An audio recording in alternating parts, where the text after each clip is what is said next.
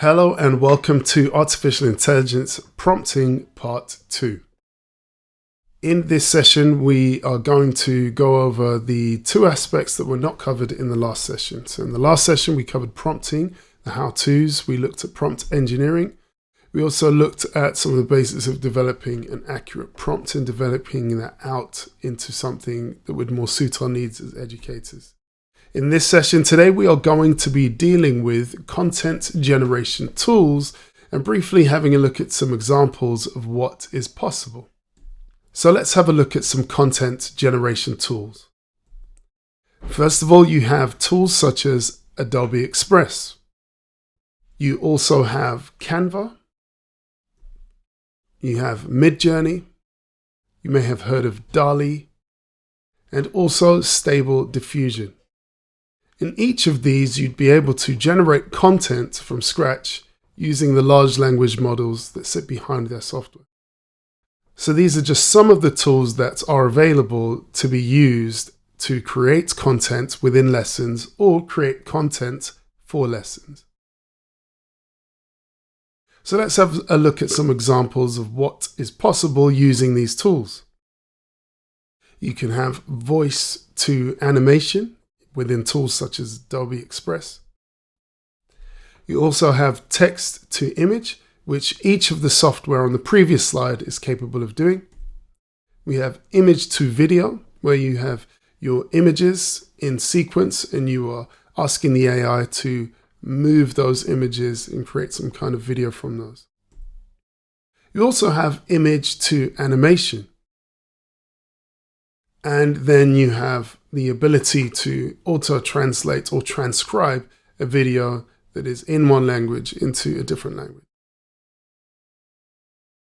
Some of the purposes that these may be used for in education could be among the following: descriptive writing, design, persuasive writing, media, and all kinds of different methods that a student would want to express themselves from a text into some kind of visual format.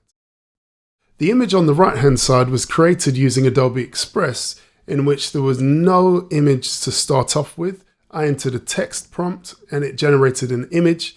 I used Generative Fill tool to separate the car as an aspect of the image, and then I layered that on top of the background and then created a sequence of stills that formed a stop motion animation that you can see there. Let's have a look at Adobe Express as an example of what can be done.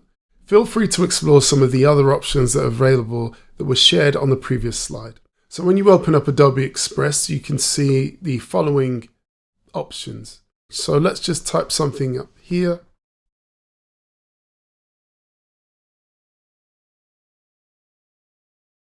Cats on the mountain.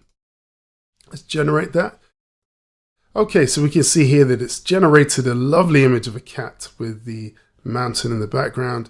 And we can see here we have some results at the bottom, and we can choose from some of these results and it will show them on the right hand side. And you could also ask the AI to generate more options by clicking the Load More option.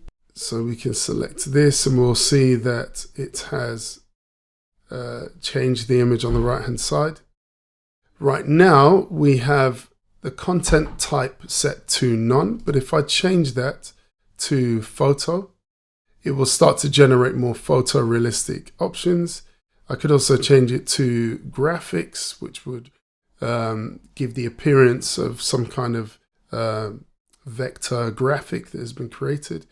And we can also generate kind of paintbrush artwork style renderings as well. So we can see this is the option of text to image. Really handy tool. What I can do now is I can go back from here and I can go to this option here called Generative Fill. Now, selecting this option, I can choose my brush size. And I can actually remove this cat from the image. Let's say I had this image to start with, and I just wanted an image of the mountains without the cat in it. Maybe this was an image that I got from online. I could add this and then use this tool to ask the AI to remove it. So now that I've selected this area, I can select remove cat from image and select generate.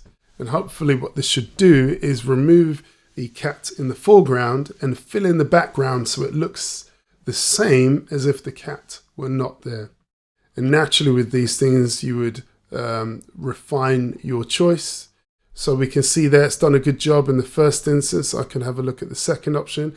Is replace the cat with a little mini bush or a tree, which is nice. And the second one, you've got some kind of pole sticking up there that has replaced it. And again, you could go through and you could refine your options, but that is the generative fill option. You can remove and you can add things into an image. So if I just give you an example of adding something in, I'm just going to draw a shape here and I'm going to say add cactus. And let's see what it does here. Okay, not too bad. It's added in a cactus. Does look a bit funny, kind of disjointed. Again, we could use the option to load more to see if there were better options for us, but this is how generative fill works. You can remove things, you can add things into your image and create something quite bespoke. It's a bit better in terms of its form. And again, we would just kind of cycle through the options, ask it to load more options, etc. That is the generative fill option. I would select done at the bottom here. We've got the option of removing. Generative fill I use to remove. It's the same technology. Again, here you can erase. You can remove background and a number of other tools as well. One thing I'd like to point out within the software is you have the ability to add some videos or audio to your clip. For example, if this were a language lesson or a send resource, you could just select record voiceover and I could click start recording.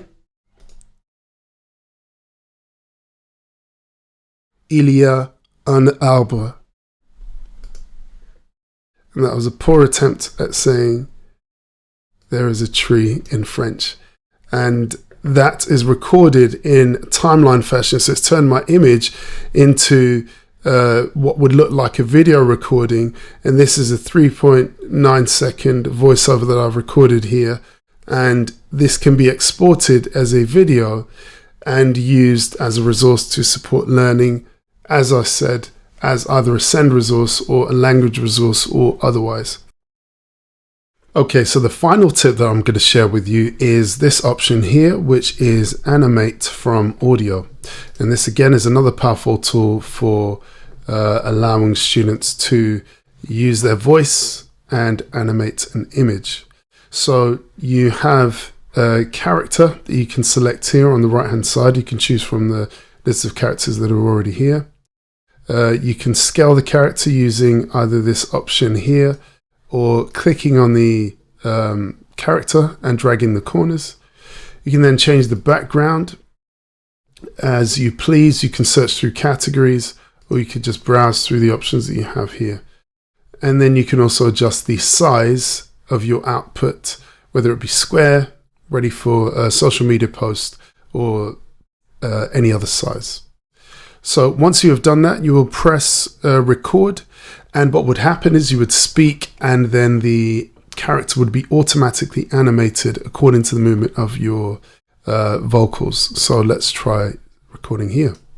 So we just press record and input our audio after a 3, 2, 1 countdown. Ce film est mauvais. Je préfère celui-là. And once you finish your recording, the software will compute your voice to lip sync with the character, and you will have an animated clip to share with students or for students to share with other classmates or with parents, etc. There are endless ways that this resource can be used, but it's a very, very powerful tool in creating moving animation for students. I can download this as it is or go into Editor, and opening this in Editor will bring up the interface that we're familiar with. And we can see here we have our video clip, including the audio, inserted into our timeline. What we can do is we can go to Media and we can go to Audio and add in some audio background. I want some kind of visuals appropriate to music. So let me just add this, and you can see that it adds the music according to the length of your clip, which is really handy. I can also adjust the volume of this clip, and playing this back, I don't want it to compete with my speech. So I'm going to reduce this right down to, let's say, just under 10% is fine. And then once I've finished, I can export this by sharing or downloading the clip. Ce film est mauvais. Je préfère celui-là. So there we go. There are many things that can be done using a tool such as Adobe Express. Feel free to explore this as well as Canva and the other tools that are available to be able to make some resources for your lessons or allow students to develop their learning through the use of these tools. When it comes to descriptive writing in English, for example, it's very good for students to be able to put their sentences into the software and have the software visualize their sentences for them. It can help them to think about their description, the words that they've chosen, to see how that could affect the image that's generated by the AI.